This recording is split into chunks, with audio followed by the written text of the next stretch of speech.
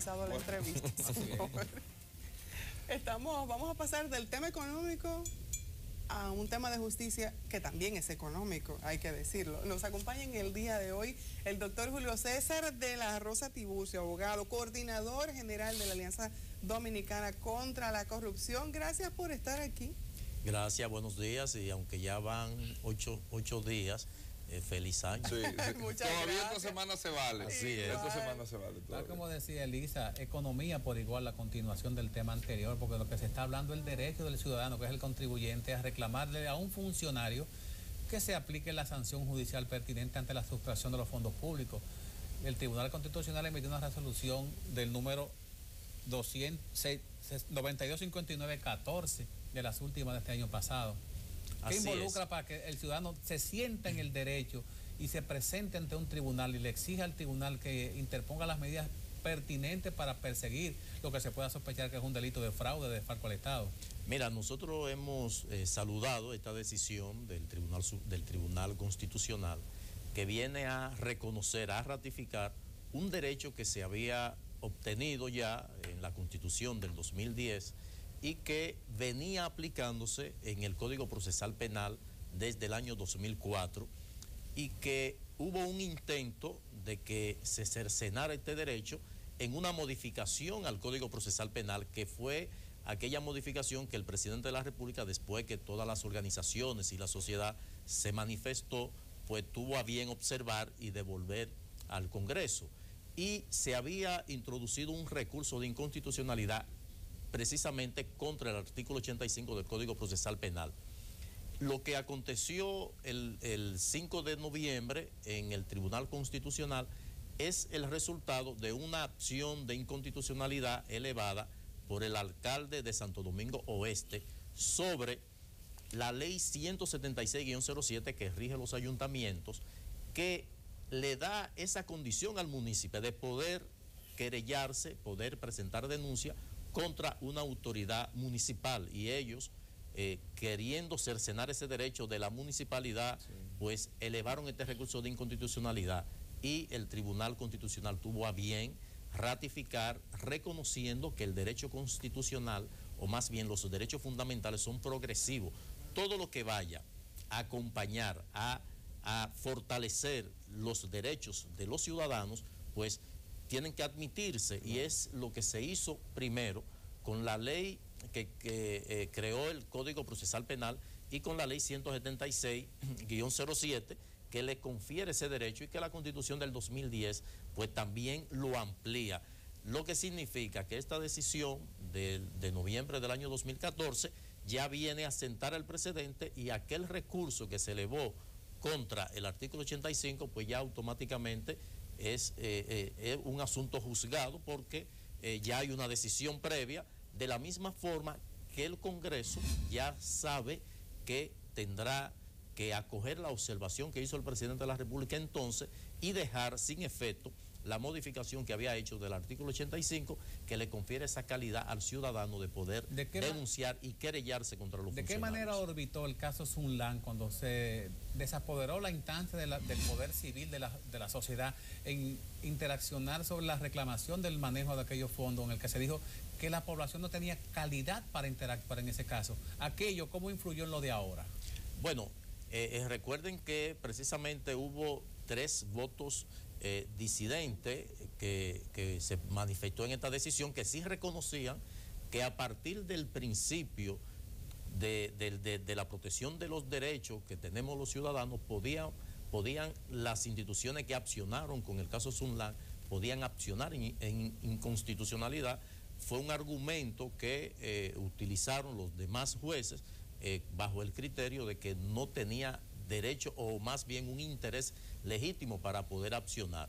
Nosotros esa decisión la calificamos de una decisión eminentemente política, y se puso de manifiesto con esos 3 votos contrarios a los de la mayoría que finalmente se impuso, y fue parte de ese ejercicio, de esa presión que se fue dando a los fines de que el derecho del ciudadano a poder accionar en inconstitucionalidad cuando se haya afectado un derecho colectivo, pues evidentemente ha incidido en lo que ha sido la decisión del Tribunal Constitucional. Nosotros teníamos, bueno, sobre todo usted y Hugo, una discusión sobre qué tanto la gente se involucra Compartir. Es una buena discusión, Sí. las discusiones Sí, son claro. buenas, el tema es hasta dónde tú las llevas. Sí. Así es. Sobre qué tanto la gente se involucra en temas que tienen que ver con corrupción. Hugo decía que está el tema del individualismo, yo lo veo más a partir de una poca expectativa de lo que pueda pasar después. En el ejercicio que ha tenido dentro de ADOCO, ¿qué tanto ha visto a la gente participar para exigir que se cumplan las normas con los procesos que tienen que ver con corrupción? Vamos a partir por las estadísticas. Todas las mediciones que se hacen cuando se toca el tema de la corrupción, pues dicen que son indiferentes, que no les preocupa. Sin embargo, en los últimos años ha habido una mayor movilidad por parte de la ciudadanía, que es lo que nosotros llamamos que debe haber un empoderamiento, porque la Constitución y una serie de leyes nos confieren esa facultad, esa prerrogativa de nosotros poder exigir, demandar, naturalmente dentro de la civilización, que es lo que se está haciendo, y ya hay una mayor participación de la ciudadanía. Y por ello, ya ese mito de que el tema de la corrupción no le era indiferente a la ciudadanía, pues se ha ido rompiendo naturalmente. Hay una apatía, gran parte, como bien tú señalas, obedece a que dicen la gente, bueno, por más que uno lucha como quiera, eso va a continuar así. Y por ello, que era lo que conversaba con Hugo sobre la individualización, ante un problema colectivo, un problema que nos afecta a todos, pues se le buscamos una solución individual.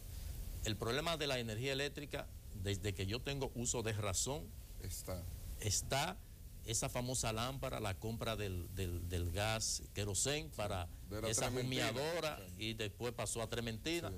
Pues evidentemente eso yo no recuerdo que haya desaparecido, se ha mantenido. Sin embargo, ¿cuál ha sido la solución que le hemos buscado? Bueno, la individual, un inversor, una planta eléctrica, de la misma forma a un problema de desabastecimiento de agua potable, pues le buscamos la solución con una cisterna o un tinaco, de la misma forma que la seguridad. Tenemos problemas de inseguridad, pues le buscamos solución, enverjando nuestras casas o poniendo quienes puedan un vigilante. Y así se ha ido rompiendo lo que pudiera ser una lucha conjunta ante de una solución colectiva, que es lo que sucede con la corrupción. Cuando planteamos que hay indiferencia con el tema de la corrupción, se advierte que hay un desconocimiento, que producto de la corrupción administrativa no se invierte en seguridad ciudadana, no se invierte en dotar de agua potable a las comunidades, de que falta educación. No se invierte en la mala calidad de la inversión que se hace. Efectivamente, porque esos recursos destinados a esas áreas, pues se lo lleva un funcionario en los bolsillos para resolver su problema particular, y por ello entendemos que debe haber una mayor doctor, voluntad por parte de la ciudadanía. Pero como usted mismo dice, desde que usted tiene uso de razón, al igual que yo también y todos los que estamos aquí el problema de la luz no se ha resuelto. Aquí han venido muchísimas personas a interactuar. Le pongo el ejemplo de la luz, que es el que más uno toca el día a día. Así es. Y te hablan y te dicen, ¿cuándo se va a resolver el problema de la luz? Y ya nadie se atreve. Antes era un descaro, decía en 6 meses, en 1 año, en 2 años. Ya nadie se atreve porque nos hemos dado cuenta que es un problema más profundo. En el tema de la corrupción, hablamos de corrupción, es verdad, es muy cierto que la corrupción ha venido a las encuestas ahora. Antes la gente no le daba mente, ya la gente está diciendo, óyeme, me preocupan los niveles de corrupción, pero por lo menos están ahí en la mente. Pero aquí no hay un preso por corrupción. Aquí no hay, en República Dominicana no se puede decir que hay algunos que han agotado una temporada de 3 meses, 2 meses, 6 meses, pero aquí no hay un preso, aquí no hay un señalado. Bueno, mire, usted es un ladrón y ese se robó y está preso. No lo hay. Y se han llevado el país entero, años van y años y se llevan el país, aquí no hay uno. Entonces, ¿qué hacer? Mira, eso obedece a que hay un régimen de consecuencia débil. O sea, no tiene consecuencia lo que es la práctica de la corrupción. ¿Y qué hace el político?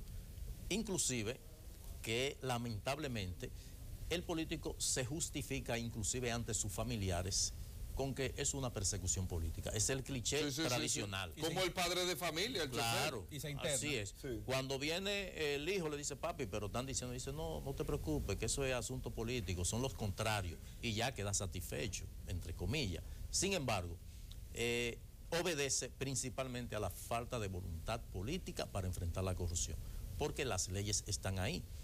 Cuando hablamos de voluntad política, no solamente a quien esté al frente del Ejecutivo, sino también a la oposición que hoy día no tenemos.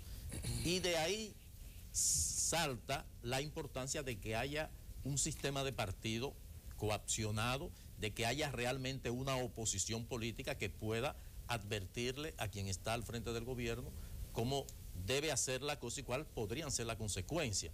Sin embargo, cuando se conforman las estructuras que pudieran dar al trate con la persecución de la corrupción, entonces hay una componenda de toda la clase. ¿Por qué? Hace años que se ha estado abogando por el establecimiento de un fiscal anticorrupción que sea totalmente independiente. Hemos tenido experiencia en otros países que el Ministerio Público es totalmente independiente. El caso de Colombia, que lo tenemos cerca. El fiscal general... Sería imposible. Por lo visto, porque los políticos en oposición, como aspiran llegar al poder, pues no van a hacer ningún esfuerzo. Bueno, vamos a dejar, cuando nos toque a nosotros, no tener lo mismo que hemos creado, pues que nos persigan a nosotros. Exacto. Entonces, por eso, cuando hablamos de voluntad política, tiene que haber una participación tanto de la clase política como también de la sociedad, todos los estamentos de la sociedad, medios de comunicación, porque lamentablemente aquí la lucha contra la corrupción la llevan las organizaciones de la sociedad civil y los medios de comunicación. Si los medios de comunicación no hacen las denuncias, no presentan situaciones irregulares que se dan en instituciones, no se toma conocimiento. Y el Ministerio Público, que debería operar, accionar con el simple rumor, pues se hace de la vista gorda. En los casos actuales, doctor, perdón, ¿qué usted cree que vaya a pasar? ¿Se puede...? No, el resultado, las esperanzas son muy mínimas, porque recordemos que el Ministerio Público tiene la responsabilidad de llevar el caso a la justicia y la justicia fallar. Ahora, la justicia va a fallar en la medida que le lleven casos sustentados. Entonces, una forma perfecta de yo favorecerte a ti, que eso ocurre en la cotidianidad, de que el fiscal le dijo, bueno, yo te voy a ayudar presentando un expediente totalmente débil. ¿Qué va a hacer el juez cuando llegue? Bueno, aquí no hay sustento. Se va, y lamentablemente a quien le cargan el dado es al juez, porque soltó, pero que soltó sobre la base de... Y así está pasando ahora. Está ocurriendo, en la cotidianidad se ven casos, bueno, hay casos emblemáticos que por el interés político que envuelve, va a tener un trecho, un recorrido, hasta donde el interés político se exprese. Cuando haya, mira, vamos a negociar, vamos a dejar eso así, ya ahí comienza entonces la debilidad. Nos hemos acostumbrado de que un tema mata a otro. Estamos ahora con un tema muy candente que cerró el año, aperturó el año con el tema, ahorita surge otro tema y así se va olvidando, y es parte de una práctica que sin duda forman parte de las propias autoridades. Dentro de los términos de la inmoralidad de la justicia está el término que la justicia, el Ministerio Público se desinteresa en un caso. Los fiscales dejan de asistir porque el titular le dice que no vayan, se cae el caso PEME, se cae el caso Renove, se cae el caso, como queramos llamarle, pero tenemos una experiencia desagradable, amarga de ese tipo de situación. Ahora, aunque la invitación principal fue para hablar del tema del Tribunal Constitucional, tenemos pendiente un parto judicial en la República Dominicana, que es el caso del DICAM, donde la autoridad policial encargada de la persecución del delito se suma al delito y es más delincuente que los mismos narcotraficantes, porque hay un tumbe al cuadrado hacia adentro.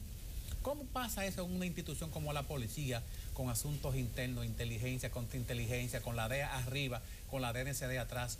Y eso pasa de septiembre 27 a la fecha, nos enteramos los 6 meses de que eso sucedió, de que se le cogen el cargamento, se lo venden a ellos mismos, hacen ostentación de poder de elementos de vanidad y de ostentación de bienes materiales. La sociedad se asombra con cosas así. Mira, lo primero es que hay que ver la viabilidad de la creación de ese departamento. Primero vámonos a la historia. El tema de persecución del narcotráfico lo manejaba la policía. Recordemos en la década del 70, por lo menos tal vez Franklin, ¿verdad? Descartes Pérez, que era jefe de ese departamento, pues hizo hasta un libro de cómo se persigue el narco. Terminó siendo procesado, el jefe de la persecución del narcotráfico. Entonces, se estableció una corriente en los países latinoamericanos de militarizar la persecución del narcotráfico como una forma de que el Estado, que se advertía que el problema del narcotráfico iba a provocar la situación que hoy día tiene, que iba a crecer de esa magnitud, y que fuera manejado directamente por los gobiernos. Y por ello se crea la DEA, que es una dependencia del Departamento de Justicia y que no es militar, es una agencia de investigación y persecución. Lo mismo ocurrió aquí en la República Dominicana y en otros países que se promovieron por parte de los Estados Unidos la creación de un departamento o de una institución que sea dependiente del presidente de la República y que no tuviera esa presencia militar, con la experiencia de Noriega, de Cedrá, que habían sido presidentes, dictadores en sus países y se habían involucrado en el problema del narcotráfico. Entonces, aquí ese crossover no se produjo porque mantuvo la presencia militar y sobre todo policial. Se crea la DNCD con la ley 5088 en el año 1988, que le da las atribuciones de perseguir el narcotráfico y el microtráfico. Todo lo que tenga que ver con narcotráfico está la DNCD, que tiene una academia de control de drogas, donde forma a sus miembros, de la misma forma que las condiciones laborales allí son diferentes a las de la Policía Nacional y que tienen un sistema de monitoreo de aquellos departamentos sensitivos con la aplicación de la prueba del polígrafo cada cierto tiempo, con la colaboración de la DEA. Sin embargo, en la jefatura de Guillermo Guzmán Fermín se le ocurre crear el DICAN como una forma de perseguir el microtráfico. Volver al mismo esquema anterior. Al mismo esquema anterior, pero en contradicción con la ley 5088. Pero con el apoyo del Poder Ejecutivo, sí, porque no fue él solo. Claro, naturalmente. El Consejo Policial, Superior Policial, lo preside el ministro de Interior, que depende del presidente de la República. Pues aceptaron que se creara este engendro, que es lo que ha venido a crear problemas porque ha habido una colisión entre la DNCD y la DICAN, que en los barrios, Voz Populi dice que protegen a los narcotraficantes de los barrios, como también que suelen ponerle droga a los muchachos que están en los barrios a veces, que pueden estar en otras actividades delictivas, no necesariamente en droga. Entonces, desde ahí empezamos mal, pero la gran sorpresa para nosotros es que por no haber una información oficial, pues uno tiene que valerse de las informaciones oficiosas. Y las informaciones que dan es de que se trata de una pérdida de unos 1.000 kilos de cocaína. Entonces yo me pregunto, pero no era para perseguir el microtráfico, y el microtráfico mueve esa cantidad. Se supone que si toma conocimiento la DICAN de que hay un movimiento de tráfico de droga de un volumen de esa naturaleza, ¿qué debería hacer? Pasar esa información, pasar esa información a la institución que persigue el narcotráfico. Usted manténgase en los barrios. Entonces, desde ahí empezamos mal, porque se creó un organismo que entra en contradicción con uno existente por una ley, y por el orden jerárquico de las leyes, pues la Constitución es superior a la ley superior a los decretos y los decretos a las resoluciones. Entonces, no se observó eso, y por ello hoy día estamos en medio de este escándalo, que por la falta de información oficial, pues la población va apreciando de que hay un interés de encubrir a alguien y que finalmente van a pagar los de abajo, como se pudo ver con la celeridad que se actuó con el encargado de la DICAN en Dajabón, que es apresado con marihuana, sí, pero supuestamente, y de repente de una vez el martes se reúne el Consejo Superior Policial y decide presentarle la solicitud de cancelación del nombramiento al Poder Ejecutivo. No ha ocurrido eso con los que se mencionan en la pérdida de este alijo, y ha habido poca información, y la ciudadanía percibe de que eso se trata de ir corriendo el bulto para dejar eso como un tema más. ¿Usted cree que sea una derrota para el procurador si eso se queda como la gente supone que va a quedar, que sea a lo simple, que se decida sancionar?